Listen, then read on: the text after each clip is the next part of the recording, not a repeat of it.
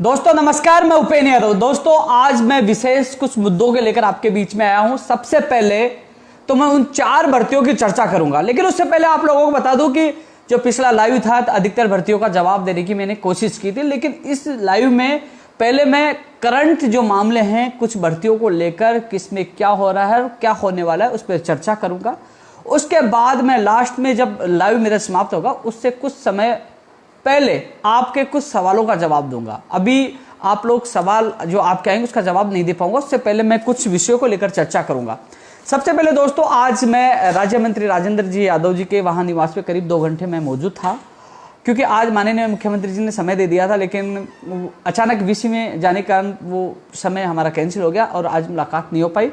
और माननीय मंत्री जी ने यही कहा है कि आप रुकिए, 1-2 दिन में जब भी समय मिलेगा वो कोशिश कर रहे हैं, शायद कल हो जाए परसों हो जाए, हमारी मुलाकात सीएम साहब से होगी। आज समय मिला था लेकिन अचानक कैंसिल हो गया, जिस वजह से हमारी मुलाकात नहीं हो पाई। जो सीएम साहब वाले जो मुद्दे थे, क्योंकि एक तो कमरा किराया माफ वाला जो मुद्दा था, और कमरा किराया वाले माफ वाला के अलावा मैंने आप सबसे निवेदन किया जो प्रतियोगी परीक्षा की तैयारी करे अभ्यर्थी वो अपने एमएलए को, नेताओं को, सबको फोन करे, लेटर लिखवाए और कहें कि किराया माफ हो। कोचिंग वाला मामला, कई ऐसे मामले। इसके अलावा 587 एलडीसी वाला मामला था जो लगातार लोग इंतजार करें, वो मुझे याद है। 587 वाला एलडीसी पंचायत राज 2013 10,038 पदों पर एनएमओ जीएनएम नर्सिंग भर्ती, रीड 2016, 17 और 18 की एक और सूची का मामला। ये सीएम साहब को ही फैसला लेना, इस संबंध में मुलाकात के साथ साथ और तमाम बिंदु थे जिन पे माननीय मुख्यमंत्री से मुलाकात करनी थी। लेकिन दोस्तों समय मिलेगा, मुलाकात भी होगी, लंबित भर्तियां, नई भर्तियां, या तमाम विषयों को लेकर माननीय मुख्यमंत्री जी से हम बात करेंगे, उनके सामने निवेदन रखेंगे। बात तो क्या करेंगे, बहुत हमारे सम्मानीय व्यक्ति हैं, हम निवेदन करेंगे, प्रार्थना करेंगे, क्योंकि हमारे प्रदेश के मुखिया है और उनके निर्देशन में, उनकी मॉनिटरिंग में ही आपने देखा होगा लगातार भर्तियों में तेजी आई है। तो उनके सामने बात रखेंगे इन भर्तियों को, तमाम भर्तियों के लिए जिनका नाम लिया, उसके अलावा अन्य और मुद्दे हैं, अन्य और लंबित भर्तियां, उनकी बात रखने के लिए समय मांग रहे हैं। जैसे समय मिलेगा उनकी बात रखेंगे। मैं चर्चा करूंगा एलडीसी से लेकर जो तमाम मेरे पास इश्यू, चाहे आरपीएससी की भर्तियां, चाहे आपके अधीनस्थ बोर्ड की भर्तियां हैं, चाहे और अन्य विभाग की भर्तियां, उनके लिए चर्चा करूंगा। रीड शिक्षक भर्ती 2020 की भी चर्चा करूंगा।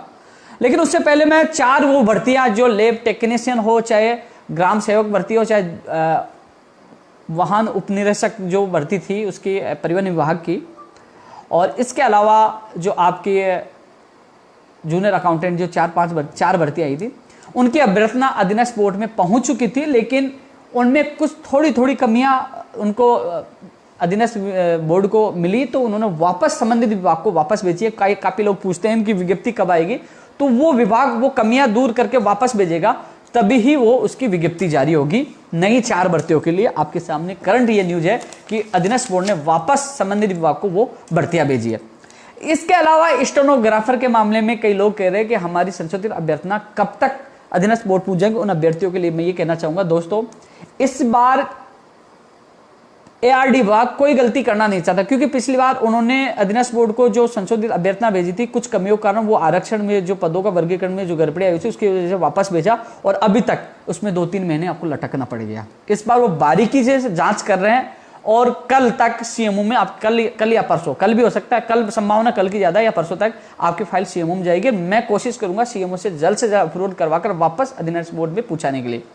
मुझे पता है लेट हो रहे हैं, देरी हो रही है, लेकिन आप चिंतित हो, लेकिन यदि पारदर्शिता रहे, किसी प्रकार की आगे समस्या नहीं आए, एक दिन चाहे उसमें देर हो जाए, लेकिन आपके हित में है। तो दोस्तों अपडेट जैसे ही अधीनस्थ बोर्ड चली जाएगी मैं आपको बता दूं। पहले संभावना इस वीक की थी, अधिकारियों से मेरी बात हुई, उन्होंने कहा कि हम नहीं चाहते कुछ गड़बड़ी हो, फिर वापस अधीनस्थ बोर्ड से अभ्यर्थना आए, 1-2 दिन ज्यादा लग जाए, लेकिन जल्द से जल्द पूछाने की कोशिश करें। ये स्टेनोग्राफर भर्ती के लिए है।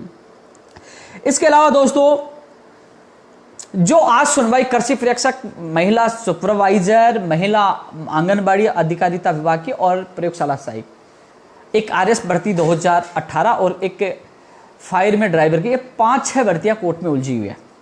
दोस्तों 12 जून तारीख मिली है, क्योंकि राम सिंह वाला केस हो, चाहे संध्या वाला केस हो, चाहे पूजा गोदारा वाला केस हो, ये सब का मामला एसटीएफ का है। दोस्तों 12 जून को सुनवाई, आज सुनवाई नहीं हो पाई, क्योंकि मेरे एडवोकेट साहब से बात हुई थी कि जब सुनवाई चल रही थी उस दौरान, सुनवाई के दौरान कुछ अभ्यर्थियों को कई लोगों के कॉल आए, तो उनका कॉल डिस्कनेक्ट हो गया। तो आपसे निवेदन है, जब से सुनवाई है कोई भी एडवोकेट साहब को परेशान नहीं करे और 12 जून को सुनवाई है। इसके अलावा आपके लिए है कि मैंने लगातार सीएमओ के अधिकारियों से बात की है, अब यही है कर्ची प्रेक्षक की भी ज्वाइनिंग एसटीएफ के कारण अटकी हुई है। विभाग की तरफ से पूरी तैयारी है, लेकिन इसके लिए आप कल या परसों में सरकार की तरफ से इसमें अर्ली हियरिंग की एप्लीकेशन संध्या वाले केस में लगा दी जाएगी। चाहे संध्या का मामला हल हो, चाहे राम सिंह का मामला हल हो, चाहे पूजा कोदरा का मामला हो, मामला एक है। एक मामले में निस्तारण हुआ, एक में स्टे हटा, तीनों में हट जाएगा। तो दोस्तों इसमें एप्लीकेशन जल्द से जल्द लगाने की कोशिश की जा रही है। और एक और इसमें एडवोकेट अतिरिक्त महाधिवक्ता को भी हम करवाने की कोशिश करें कि उनको भी उतारा जाए, जिससे जिस प्रकार कृषि प्रेक्षक में जो सवालों का जो मामला था, प्रश्नों का जो मामला था, उसमें स्टे हट गया, क्योंकि उसमें भी अतिरिक्त महाधिवक्ता और उतारा गया था। तो इसमें हमारी कोशिश है एक और अतिरिक्त महाधिवक्ता उतारी जाए। सीएमओ के अधिकारियों से मेरी बात हुई है, सचिव साहब से बात हुई है, इसमें अधिकारी एडवोकेट भी उतारा जाए और इसमें अर्ली हियरिंग के लिए प्रार्थना पत्र लगाया जाए, जिस प्रकार आरएस भर्ती 2018 में लगाई गई। आरएस भर्ती 2018 जो 10 जून से जुलाई में जा चुकी थी, उसकी भी 16 जून से पहले सुनवाई हो जाएगी, उसमें भी प्रार्थना पत्र लगवा दिया गया है। तो ये चारों भर्तियों के संबंध में आज की यही ताजा अपडेट है। अर्ली हियरिंग के लिए संध्या वाले केस में जल्द से जल्द एप्लीकेशन लगाई जा रही है। अतिरिक्त महाधिवक्ता भी करवाने के लिए हम पूरी कोशिश कर रहे हैं। माननीय मुख्यमंत्री जी तक भी आपकी बात की है, सीएम सचिव साहब इसमें एक्टिव हैं, वो उन्होंने एडवोकेट सब कई लोगों से बात की है। जल्द से जल्द यानी कि 12 तारीख से पहले भी सुनवाई करवाने की कोशिश की जाए। 12 तारीख को तो होगी, उससे पहले भी आप लोगों को कोशिश की जा रही है। अपडेट आप लोगों को मैं देता रहूंगा। आरएस भर्ती 2018 के संबंध में मैं आपको बता दूं, जल्द से जल्द सुनवाई होगी। मैं धन्यवाद देना चाहूंगा माननीय मुख्यमंत्री जी को, मैं धन्यवाद देना चाहूंगा माननीय मुख्यमंत्री जी के सीएमओ के उन तमाम अधिकारियों को जिनसे मेरी फोन पे बात हुई, बोले हम मिल नहीं सकते, तमाम जो इश्यू है आप लिखित में भेजिए। मैंने उनसे निवेदन किया कि साहब ये 10 जून से जुलाई में जा चुका है, लोग परेशान, तो उन्होंने कहा कि हम एडवोकेट से बात करते हैं और प्रार्थना पत्र लगवाने की कोशिश करते हैं और प्रार्थना पत्र लगवाए, जल्द उसकी मामले में सुनवाई होगी। ये और फायर के जो ड्राइवर थे 193 पदों, इस मामले में जुलाई में सुनवाई है। जुलाई के फर्स्ट वीक में सभी एडवोकेट्स और सीएमओ अधिकारी से मिलकर इस भर्ती को निकलवाने की पूरी कोशिश करेंगे। अब मैं बात करता हूं रीट शिक्षक भर्ती 2020, जो लोग इंतजार कर रहे हैं इसके एग्जाम कब होंगे, तो मैं आपको स्पष्ट बता दूं कि 2 सितंबर को एग्जाम नहीं होंगे। कई लोग जो नए अब बेरोजगार महासंघ से मुझसे जुड़े हैं वो हंस रहे होंगे कि यार ये शिक्षा मंत्री जी कह रहे हैं कि 2 सितंबर को एग्जाम होंगे, रुपेन यादव कह रहा है कि 2 सितंबर को नहीं होगी। समय आने के बाद आपको पता लग जाएगा, जैसे समय बीतेगा 2 सितंबर आएगी पता लग जाएगा, क्योंकि कि मेरी बात झूठी साबित होती है, सही साबित होती है। लेकिन शिक्षा मंत्री जी ने ये कहा है प्रस्तावित है, क्योंकि अभी तक पैटर्न अभी तक डिसाइड नहीं हुआ। पैटर्न 2 तरीकों को लेकर अभी पेंडिंग है, जिसमें निर्णय होना बाकी है कि 90-10 किया जाएगा या विषय का एक और पेपर होगा लेवल 2 में, और रीड का कितना वेटेज होगा और यदि विषय का पेपर किया जाए तो उसका वेटेज कितना होगा, इस पे फाइनल निर्णय होना बाकी है। इसके अलावा वेटेज खत्म करने का वादा माननीय मुख्यमंत्री जी ने किया था, माननीय शिक्षा मंत्री जी ने किया था और कांग्रेस के घोषणा पत्र में था। मैं धन्यवाद देना चाहूंगा पूरी सरकार को जिन्होंने वेटेज हटाकर बेरोजगारों को न्याय प्रदान किया, क्योंकि अभी तक पैटर्न इसलिए जारी नहीं हो रहा क्योंकि वो वेटेज की समस्या नहीं होती तो पैटर्न जारी, वो पहले वाला पैटर्न रहता और अभी तक पैटर्न जारी हो जाता। लेकिन सरकार आप लोगों को राहत देना चाहती है, जो हम लगातार 2 साल से संघर्ष कर रहे थे, कई बार जेल भी गए थे कि फर्जी डिग्री वाले वेटेज का फायदा उठाकर नौकरी लग जाते हैं। तो सबसे बड़ा फायदा आप लोगों को हो रहा है, इसलिए पैटर्न में देरी हो रही है, इसलिए विज्ञप्ति आने में देरी हो रही है। ऐसे में 2 सितंबर को एग्जाम नहीं होगी। और माननीय जो शिक्षा मंत्री जी इसलिए बार बार बयान इसलिए दे रहे हैं कि लगातार आप ट्वीट कर रहे हो, लगातार कॉल कर रहे हो, मैसेज कर रहे हो, तो वो चाह रहे हैं कि जल्द से जल्द इसकी एग्जाम हो। लेकिन फिलहाल जो कोरोना महामारी के कारण लगातार उनके अधिकारियों की मीटिंग भी नहीं हो पा रही। अब 10वीं 12वीं के एग्जाम में माध्यमिक शिक्षा बोर्ड भी बिजी है, तमाम अधिकारी बिजी है, इस कारण से पैटर्न के लेकर मीटिंग नहीं हो पा रही, तो थोड़ा इसमें देरी हो रही है। इसलिए 2 सितंबर को एग्जाम नहीं हो पाएगी, इसलिए एग्जाम आगे जाएगी। इसलिए आप लोग ये न सोचे आप तैयारी नहीं करें, घर बैठे तैयारी करते रहे। अक्टूबर, नवंबर, दिसंबर, जनवरी जब भी एग्जाम होगी आपकी तैयारी काम आएगी। तैयारी को ना छोड़े, घर बैठे तैयारी करते रहें, क्योंकि कोचिंग ऑफलाइन जुलाई अगस्त में कभी भी शुरू हो सकती है। लेकिन आप ये भी चिंता नहीं करें, जो आपकी फीस चलेगी वो वापस नहीं आएगी, उसी फीस में आपकी कोचिंग होगी। यदि कोचिंग नहीं कराए तो आपकी फीस हम सब मिलकर लाएंगे, चाहे कोचिंग के ताला लगाना पड़े, आपके साथ हम हैं और आपका पूरा साथ देंगे। ये आपकी रीट शिक्षक भर्ती 2020 को लेकर है। इसके अलावा दोस्तों कॉमर्स के अभ्यर्थियों को शामिल किया जाएगा, ऐसे मुझे अधिकारियों से उस समय जब हमारी बात हुई थी उन्होंने हमसे कहा था कॉमर्स वालों को राहत मिलेगी। जो कॉमर्स के अभ्यर्थी कहते हैं कि रीट में शामिल किया जाएगा, नहीं किया जाएगा, उस समय वादा किया था, क्योंकि उस समय ज्ञापन दिया था। उसके बाद हमने इस मामले को इसलिए नहीं छेड़ा, जब हमें सकारात्मक इसमें आश्वासन मिल गया था कि शामिल किया जाए, तो बार बार वो बात रखना का कोई औचित्य नहीं है, वेटेज समाप्त होगा। दोस्तों मैं वरिष्ठ अध्यापक भर्ती 2018 के लिए कहना चाहूंगा, जो तमाम विद्यार्थी जो लगातार मुझे मैसेज कर रहे हैं, कॉल कर रहे हैं, मैं आपकी भावनाओं को और आपकी पीड़ाओं को समझता हूं। मैं आप लोगों को बताना चाहूंगा स्पष्ट, आपको ज्वाइनिंग जुलाई में ही मिलेगी, जून में नहीं मिलेगी।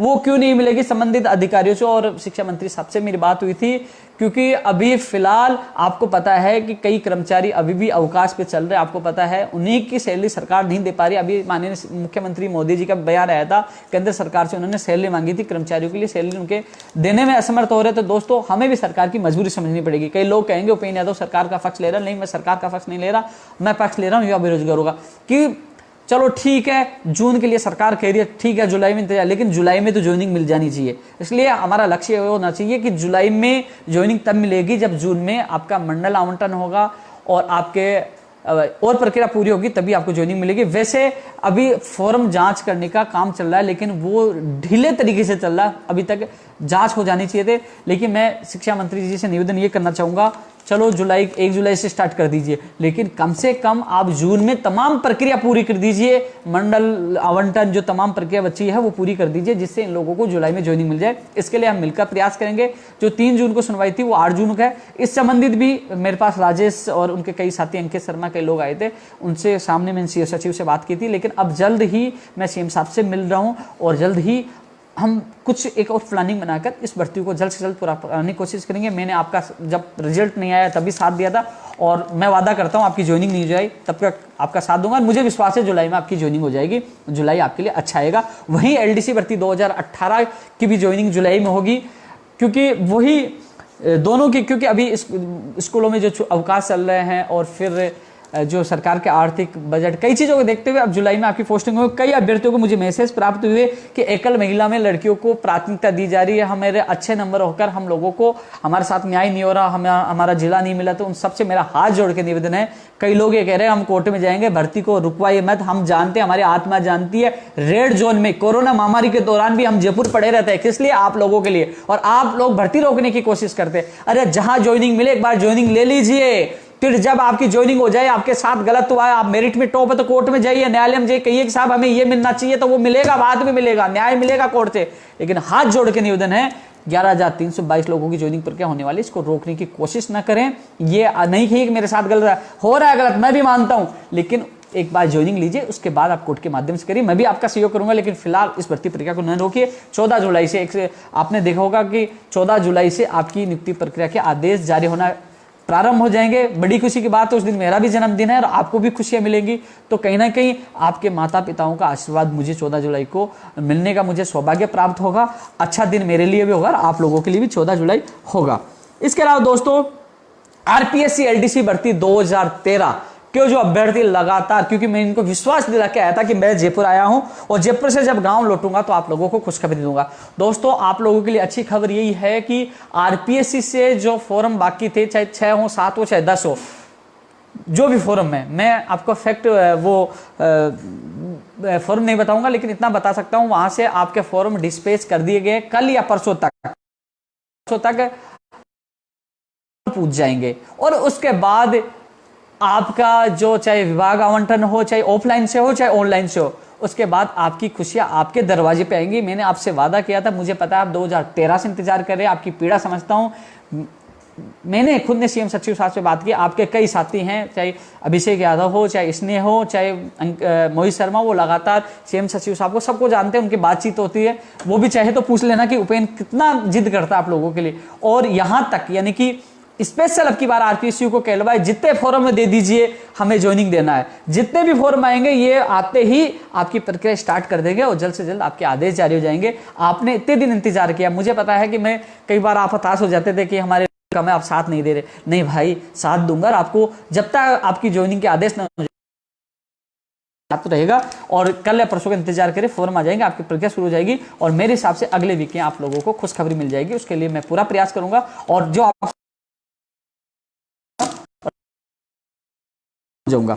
इसके अलावा दोस्तों आरपीएससी एलडीसी बता दिया, स्टेनोग्राफर का आप लोगों को मैंने बता ही दिया। जो आरपीएससी की दोस्तों एक तो एएन भर्ती का मुख्य परिणाम है, एक एसआई का इंटरव्यू है और वन रेंजर की परीक्षा तिथि है, तमाम कई चीजें हैं। एक पहला ऐसा संगठन है, एक पहला व्यक्ति मैं हूं जो खुला चैलेंज मैं उनको दे रहा हूं, जो दीपक उत्प्रेती जी उनको मैं खुला चैलेंज दे रहा हूं, खुला चैलेंज दे रहा हूं, और वो चैलेंज आप लोगों के लिए दे रहा हूं। वह मेरी पर्सनल दुश्मनी नहीं है। और अभी अच्छी खबर यह निकल के आई है कि अभी खबर अच्छी ये निकल के आई है कि वो कैलेंडर जारी कर रहे हैं भर्तियों को लेकर। तो ऐसे में लगता है कि कहीं ना कहीं वो जाग गए, उनको पता है कि बेरोजगार जाग गए ना, तो आरपीएस प्लस मुझे भी ले डूबेंगे। तो अब अच्छी बात है, वो कैलेंडर जारी कर रहे हैं। हम चाहते हैं कि इंटरव्यू हो, हम चाहते हैं आरएस भर्ती 2016 का 18 का परिणाम जारी हो, वन रेंजर का हो, चाहे और भी फूड सेफ्टी का हो, कई जो तमाम भर्तियां जो आरपीएससी की लटकी पड़ी हैं उनका आगे की प्रक्रिया शुरू हो, उसके लिए हम प्रयास कर रहे हैं। दोस्तों नई भर्तियों की आपको मैंने बताई है। एक अच्छी खबर निकल के आई दोस्तों, जो मैं महानिदेशक पुलिस को जो मैंने ज्ञापन सौंपा था और मांग की थी, उन्होंने एसओजी को हमारे ज्ञापन को भेजा था आगे की अग्रिम कार्रवाई के लिए, और एसओजी ने हमारी उस रिपोर्ट को उस जो हमने जो ज्ञापन दिया था उसको विद्याधर थाने में प्रेषित किया, और विद्याधर थाने ने आज हमारी रिपोर्ट दर्ज की है, जिसका मैसेज मेरे मोबाइल पर प्राप्त हुआ। एसएचओ राधा रमन गुप्ता जी से मेरी बात हुई, उन्होंने कहा कि हमने जो इसमें संदीप नेहरा सहित कई और जो अपराधी हैं उनके खिलाफ, उनको पकड़ने के लिए हमने इनाम घोषित किया, और उनको पकड़ने के लिए हम पूरा प्रयास करेंगे। एसओजी को हम रिपोर्ट सौंप रहे हैं। तो कुल मिलाकर इस मामले एसओजी का भी रोल आ चुका है, जो हम मेहनत कर रहे थे, इनको पकड़ा जाए और इनकी कोचिंगों को बंद किया जाए, क्योंकि लॉकडाउन चल रहा है, कोरोना चल रहा है, मैं भूला नहीं। हमारा लक्ष्य यह है कि मदर्स की सारी कोचिंगों को सील किया जाए, संदीप नेहरा सहित जो कांस्टेबल शिव भगवान सहित सभी दोषियों को पकड़कर जेल में डाला जाए, उनके खिलाफ कड़ी से कड़ी कार्रवाई की जाए। वो मांग आज भी है, कल भी है, जब तक उनके खिलाफ कार्रवाई नहीं होगी हमारी मांग जारी रहेगी। हालांकि धमकियां मिली है, धमकियों से उपेन्द्र यादव डरने वाला नहीं है, चाहे आप गोली निकलवा दीजिए, न डरूंगा, न डरा था, लड़ूंगा, और कई लोगों के अभी तक तो पोल भी खोलूंगा, और कई लोगों को जेल में भी डालने का कार्य हम सब मिलकर करेंगे, क्योंकि वो जेल में जाएंगे। तो अब पुलिस ने एक्शन लिया, धन्यवाद मैं विद्याधर थाने को, एसएसजी को भी देना चाहूंगा। इसके अलावा दोस्तों जो परीक्षा होनी है, जो जितनी परीक्षा होनी है तमाम, चाहे राजस्थान पुलिस हो, चाहे पटवारी हो, चाहे फार्मासिस्ट हो, चाहे लाइब्रेरियन का पेपर हो, वो जो कम पदों पर जो वैकेंसियां उनकी जिनकी परीक्षा इसी साल होगी, यानी कि अगस्त के बाद, और जो ज्यादा पदों पर भर्तियां वो अगले साल तक होंगी, यानी कुल मिलाकर अगस्त के बाद ही आपकी परीक्षा हो पाएंगे। लोग तैयारी कर रहे हैं, वो पूछते हैं हमारी एग्जाम कब होगी, वो आपकी एग्जाम होगी अगस्त के बाद ही। आज संबंधित अधिकारियों से बात हुई, बोले कि अगस्त तक कुछ नहीं होगा, अगस्त के बाद ही होगी। अब इसके अलावा जैन भर्ती 2020 जो 1098 पदों पर, उस संबंध में यही है कि आने वाले वीक में, या तो एक दो दिन में कुछ हो जाए, अब आ रहे हैं, इसमें नहीं होता, आने वाले वीक में आपके यानी कि जो आपके आवेदन प्रक्रिया है, रीओपन जो है ना, आपसे दोबारा जो आप लोग कई लोग आवेदन नहीं कर पाए थे, वो शुरू हो जाएंगे। सिलेबस को लेकर अभी मीटिंग होना बाकी है, कुछ विभागों से मीटिंग नहीं हो पाई है, तो थोड़ा सा समय सिलेबस में लग सकता है, लेकिन आपकी आवेदन प्रक्रिया जल्द शुरू होने वाली है, ये आपके लिए विशेष सूचना है दोस्तों। इसके अलावा क्योंकि कई लोगों के मैं भूल जाता हूं, तो फिर कहते हैं कि आप हमें याद नहीं करते हो। 2016 सेकंड ग्रेड के बारे में जो पंकज शर्मा जी आए थे, मैंने अलग से वीडियो भी डाला था कि एक बार कोरोना सही हो जाए तो उनकी जो सुप्रीम कोर्ट में वकील नहीं जा रहे, संबंध में सीएमओ से फोन करवा के जल्द से जल्द आपको राहत मिले, तो मैं उनके साथ जाऊंगा। कोरोना से एक बार छुटकारा हम सबको मिल जाए, तो मैं आपकी जितनी बात होगी मैं मजबूती से आपकी बात आपके सामने रखूंगा। कनिष्ठ अनुदेशक का परिणाम अभी तक जो विभाग से डेटा नहीं आया, अधीनस्थ बोर्ड में विभाग से डेटा नहीं आया, इसलिए आपका परिणाम आने में थोड़ा समय लगेगा, यानी कि इस महीने में तो आ जाएगा, लेकिन 10-15-20 दिन लग सकते हैं आपके परिणाम में। और वही एनटीटी का भी जो 600 के करीब बता रहे थे, उसमें 250-300 की जांच हो चुकी है भारत सरकार के द्वारा, अन्य विभागों द्वारा। आज मेरी आईएएस अधिकारी के पाठक जी से मेरी फोन पे बात हुई थी, तो इसमें थोड़ा सा समय लगेगा, यानी कि इस महीने में एनटीटी का परिणाम आ जाएगा, क्योंकि अभी डेटा अधीनस्थ बोर्ड नहीं पहुंचा है। सूचना सहायक भर्ती 2018 की वेटिंग इस कल या परसों नहीं, आने वाले वीक में आपकी जारी हो जाएगी प्रोसेस में। इस संबंध में अधिकारियों से मेरी बात हुई है, कई लोगों ने मुझे लगातार कॉल और मैसेज किए थे, तो उनसे यही है कि आपकी सूचना सहायक भर्ती की जो 2018 की वेटिंग है, जो एक सूची बहुत जल्द जारी होगी। प्री बीएसटीसी परीक्षा का भी जो विज्ञप्ति कल या परसों में कभी भी जारी हो सकती है, इसके अलावा एक दिन आगे पीछे हो सकता है, लेकिन बहुत जल्द आपकी जो परीक्षा तिथि की वो विज्ञप्ति जारी होगी। दोस्तों अब मेरा अधिकतर मैंने इनमें भर्तियों को लेकर बात की है। अब मैं आप लोगों से जो आप सवाल पूछ रहे हो, एक बार जो लोग सवाल पूछना चाह रहे हैं एक बार जुड़ जाइए, अपने मैसेज कर दीजिए। मैं कोशिश करूंगा कि ज़्यादा से ज़्यादा लोगों के सवालों का जवाब दूं। ज़्यादा देर मैं लाइव रहूंगा नहीं, लेकिन कोशिश करूंगा आप लोगों के सवालों का ज़्यादा से ज़्यादा जवाब देने की कोशिश करूंगा। डेटा नहीं आया, नहीं पहुंचा है। सूचना सहायक भर्ती देख लेता हूं भाई, रीट 2020 के बारे में बता दिया, 2 सितंबर को नहीं होगी एग्जाम। पैटर्न 2 मामलों को लेकर रुका है कि वेटेज कम होगा स्नातक का या एक और पेपर होगा। हम कोशिश कर रहे हैं माननीय शिक्षा मंत्री जी से निवेदन करके, अब मैं सीएम हो जिससे लोग तैयारी कर सके और कम से कम आपकी विज्ञप्ति जल्द से जल्द जारी हो जिससे लोग अपनी तैयारी अच्छी तरीके से कर सके। बीच में फोन आ गया भाई, डिस्टर्ब हो गए दोस्तों। इसके अलावा फर्स्ट ग्रेड रिजल्ट, भैया अभी आंसर की वाला आपको पता है आपत्ति आप लोग दे रहे हो तो उसमें थोड़ा समय लगेगा फर्स्ट ग्रेड में। फायर वाली मैंने बता दिया। कंप्यूटर टीचर भर्ती का मुद्दा उठा रखा है, ट्विटर ट्रेंड भी करा है, आप सबने बहुत अच्छी मेहनत की है। मैं आपकी बात रखूंगा, बिजली विभाग की भर्तियों की बात रखूंगा, मैं PTI first grade second grade की बात रखूंगा और अन्य विभाग जो भर्तियां हमने लिखी है, क्योंकि एक एक भर्ती में बोल नहीं पाऊंगा, उन सब भर्तियों की मांग करूंगा कि जल्द से जल्द वैकेंसी निकाली जाए। एग्रीकल्चर सुपरवाइजर के बारे में बता दिया, पटवार एग्जाम के बारे में बता दिया। सुनील दोरा बोल रहा रीट का विज्ञापन कब आएगा, वही तो मांग कर रहे हैं। हम लगातार प्रयास करें मीडिया के माध्यम से, सोशल मीडिया के माध्यम से, लेकिन यदि कोरोना सही रहा तो इस महीने में रीट का विज्ञापन इस महीने में जारी हो जाएगा, क्योंकि मीटिंग होना बाकी है और उस मीटिंग में पैटर्न तय होगा और उसके बाद आपका सिलेबस जारी होगा, वो विज्ञप्ति जारी होगी। रीट 2016 साइंस मैथ, इसके अलावा अंग्रेजी का भी है। मैंने अभी कहा सीएम साहब से मैं कुछ जो सीएम साहब के स्तर पर निर्णय होने हैं वो बात मैं जरूर रखूंगा, मुझे पता है इस चीज का। कृषि परीक्षा वाली मैंने बात बता दी, कल आपके कुछ साथी आ रहे हैं उनसे बैठकर मैं और बात करूंगा। सोनू भाई मंडल आवंटन की बता दी, रोज रीट 2016 सीएम साहब से मिलना है बाकी।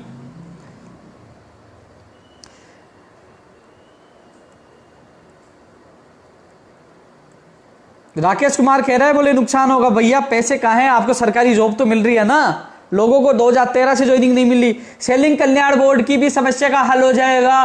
कल से मुझे WRD वाले लोग इतने कॉल और मैसेज कर रहे थे LDC भर्ती 2018 के, आज उनका मामले का निस्तारण करवा दिया, उनके आदेश जारी हो गए, लेकिन एक ही व्यक्ति ने फोन नहीं किया कि हमारा जारी होगा। नहीं, इतना फोन किया, इतने मैसेज आए, मैं इतने, क्योंकि वास्तव में सबसे ज्यादा मैसेज करके मैंने कहा भैया इंतजार करिए आपका काम हो जाएगा। वही बात मैं सैनिक कल्याण बोर्ड वालों को कहना चाहूंगा, जिन जिन विभागों में दिक्कत है उन लोगों को कहना चाहूंगा, और भी अन्य विभाग हैं, चाहे संस्कृत एजुकेशन वाला मामला हो, चाहे प्राविधि वाला मामला हो, जो जो विभाग है, मुझे अभी पंकज जी ने भेजा था, उन विभागों की मैंने सीएमओ में शिकायत कर दी है कि ये इनमें लापरवाही है। तो दोस्तों मुझे पता है, मैं लगातार सीएमओ और ARD के अधिकारियों के संपर्क में और आपकी बात मजबूती से रख रहा हूं। धीरे धीरे एक एक विभाग की समस्याओं का निस्तारण हो रहा है। पहले शिक्षा विभाग का हुआ, WRD का हुआ, तो धीरे धीरे चल रहा है। थोड़ा सा संयम रखे, होगा, मैं आपके साथ और आपकी बात मजबूती से रख रहा हूं। आप एक ही व्यक्ति मुझे 50 मैसेज करोगे, 50 कॉल करोगे। मैं भी आज सुबह जब मंत्री जी के था, उसके बाद मैं कुछ एडवोकेट्स के पास था, लगातार कॉल आ रहे थे, मैं कॉल उठाऊं या बात करूं,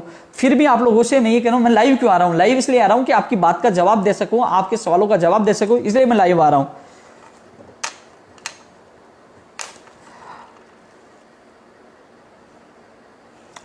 शैलेश जोशी जी, आपके TSP जनरल LDC जो बैकलॉग वाला है, इसमें भी मैं आपकी बात रखूंगा।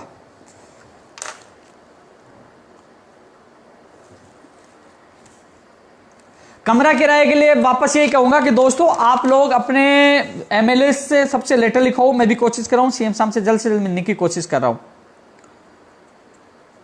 फर्स्ट ग्रेड 2020 की वैकेंसी आने से सही है, शिक्षा मंत्री जी का वादा था, ये भी लेटर लिखेंगे, लिखा है व्याख्याता का, और कोशिश करेंगे जल्द से जल्द वैकेंसी आपकी आए। दोस्तों आप लोगों की मैंने चीजें देखी है, आप लोगों को एक चीज और बताऊंगा कि जयपुर में यह स्थिति है, कोरोना बहुत भयंकर स्थिति से फैल रहा है, रेड जोन बन चुका है एक तरह से पूरा।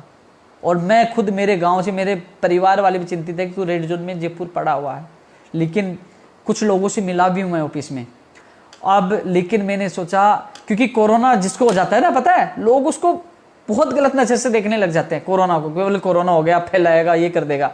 लेकिन मैं आप लोगों के खातिर, मैं तो गांव में आराम से बढ़िया छाछ दूध मिल रहा था, आराम से घूम रहा था, गांव में अच्छी तरह रह रहा था, लेकिन यहां मैं एक मकान में कैद हो गया, कभी ऑफिस, कभी मैं मंत्री जी के, कभी एडवोकेट साहब के। आप लोगों के लिए कोशिश कर रहा हूं, मैं आपकी पीड़ा समझता हूं, इसलिए खुद को रिस्क में डालकर आप लोगों की बात पूछाने के लिए, आप लोगों को राहत दिलाने के लिए मैं पूरी कोशिश कर रहा हूं। एक इसके अलावा दोस्तों मैं आपसे फिर एक बात कहना चाहूंगा कि मैं उपेन यादव ऑफिशियल नाम से मेरा ट्विटर अकाउंट है, वहां अधिकतर जो भी मुझे अपडेट मिलती है मैं तुरंत वहां ट्वीट करता हूं, तो आप वहां सीधे जुड़ सकते हो, देख सकते हो, क्योंकि वहां सबसे पहले आपको अपडेट मिलती रहेगी, मुझसे जुड़े रहोगे आप।